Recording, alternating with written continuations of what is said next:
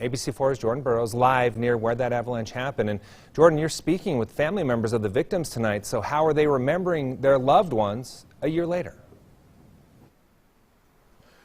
Yeah, we start with this fact. This time last year was the deadliest week of avalanches in American history, according to the National Avalanche Center. Since they've been tracking deaths, more than 100 deaths happened in avalanches this time last year. When I spoke to the families today, of course, they are hurting even 1 year later, but they're doing what they can to make sure that their loved ones' memories live on.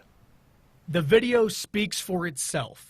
February 6th, 2021. It was the deadliest avalanche in the last 29 years in Utah.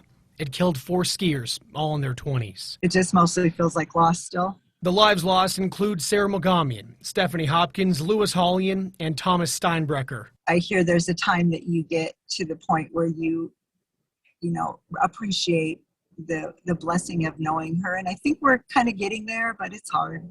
Sarah's mother, Jill, says she and her family talk about her daily. The conversations are filled with sadness, but also joy. We do have discussions among ourselves. It's like, why did she, feel a need to do such dangerous things? But that was her. That was her personality, to live life to the fullest. Sarah, Lewis, and Thomas were a part of one group. Steph a part of another. Both groups had 4 people.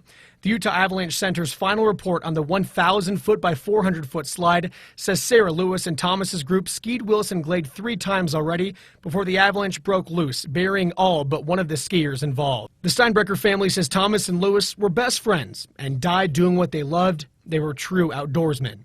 When he took his last breath, he could feel good about his life. I think he lived a good life. Stephanie was a nurse in a neurocritical care unit at the University of Utah Health. Sarah was with her soulmate at the time, who dug her out of the snow but could not resuscitate her. And I do believe I'm going to see Sarah again in heaven, but it's going to be a while, because I intend to live for a while.